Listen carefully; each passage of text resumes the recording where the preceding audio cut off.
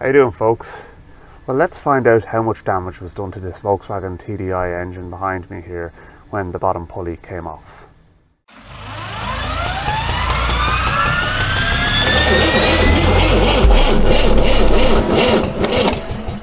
For those of you who aren't playing along at home and who didn't see my last video, basically it ended with the bottom pulley coming loose simply because of the fact that I, as an idiot, forgot to take this spanner off after I rotated the engine over by hand when I changed the fuel pump.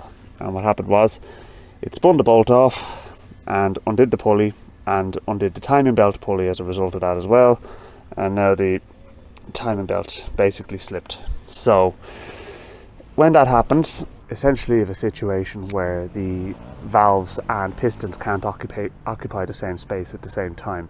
So the valves need to retract back into the head when the piston comes up towards them. And if the valve timing goes out, essentially what will happen is the pistons will hit the valves.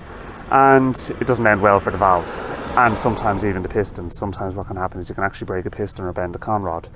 That's kind of worst case scenario, and usually would have to happen at higher RPM than what happened here. Literally this engine was just cranking over.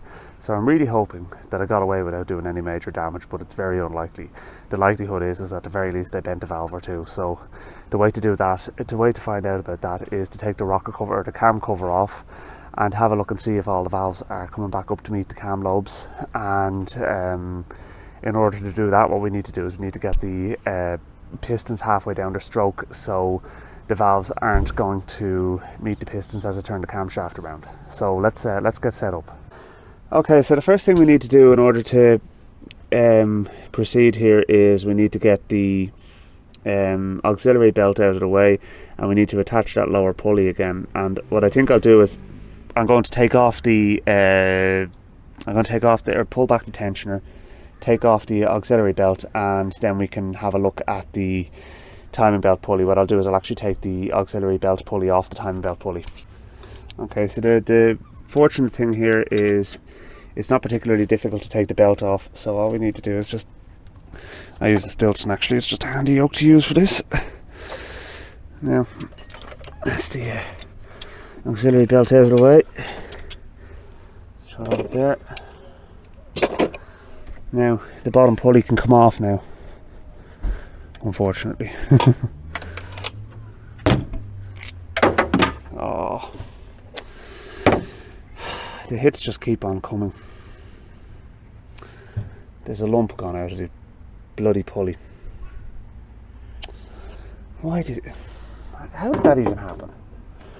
Alright, okay, well that just means I need to replace the pulley as well. So next thing to do is I have to take off the bottom timing belt guard, get that out of the way, and then we'll get the timing belt off, and I'm going to just temporarily reattach that bottom pulley to the engine, and just use it to set the engine so that it's not at top dead center on any particular cylinder, because I don't want, when I turn the valves, the camshaft around, for the valves to then hit the pistons. So because that's really what I'm looking to find out here. Jeez, I did some amount of damage down there. Right. Okay, so I have the auxiliary pulley taken off, and the bottom pulley is just in there now, so I'm just going to put the bolt in. I'm just going to do it up loosely because I'll be taking it back off. Obviously I need to replace it anyway now because it's cracked. Just another little delight to have to put right. I don't want to turn the engine over too much, because whatever about valves hitting the pistons before, I don't want it to happen of my own accord. So right, so next thing I'm going to do is, that's on, so I'm not going to do anything else with that for the moment. I'm going to actually take off the rocker cover at this point in time. So it's literally just a case of taking off the breather over here and three bolt nuts and lift it off out of the way, and then we'll get a better idea as to what we're dealing with. Hopefully the camshaft is not broken or something like that.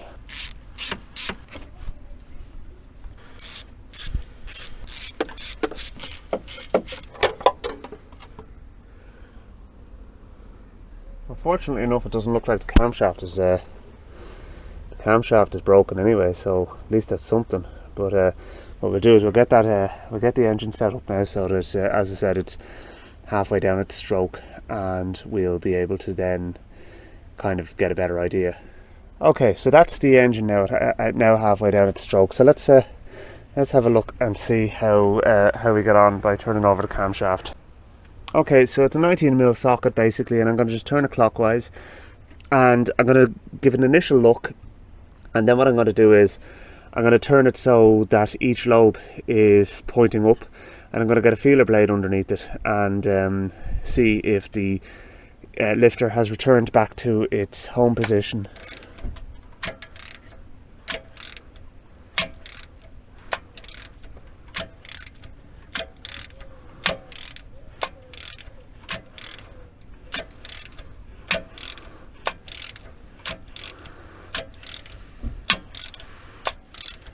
I think, folks, and I'm tentatively saying this, I think we might be okay, because all of the lifters are snapping back up into their positions. So how do we proceed from here? I think, as I said, get a feeler blade underneath each one of those, and just see if there's a gap. Geez, if I get away with only having to replace the bottom pulley, I'm a very, very lucky man. So, right, let me get my feeler blades. Okay, so I have this 0.15 feeler blade, which is actually about 6 thou for those of you in the Imperial world. So, what we want to do is just see if we can get that in. Okay, so that valve, I'd say, is seated because there's less than 6 thou of clearance there, right? So, I'm going to bring it around here again, same situation there, and I'm going to measure it there because that one's closed. Oh, hang on. No, that one's alright. That one's alright. So that's cylinders 1 and 2 were okay, folks, and cylinder 3 inlet. Oh, hang on. No, and we're bust. Cylinder 3 exhaust is stuck down. Feck it anyway. Right, that means the head has to come off. I was hoping we'd get away without having to do that.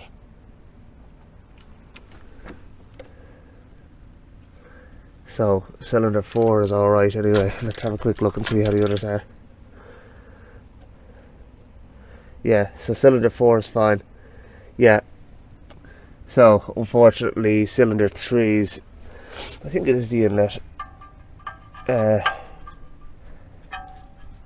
No, it's the cylinder 3 exhaust valve is stuck open. Ah well, you can't win them all. So, right, okay, so next step, off with its head. So yeah, there's no other way for it other than taking the head off to fix this problem.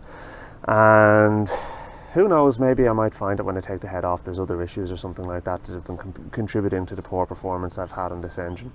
So every cloud is a silver lining, and I'm trying to be positive about this, folks. I know I lost my temper big style with it when it happened, and I think anybody would have done, but the reality is the fact that A, I have the means to fix it, which is great insofar as I don't have to get somebody else to do it, and B, nobody got hurt.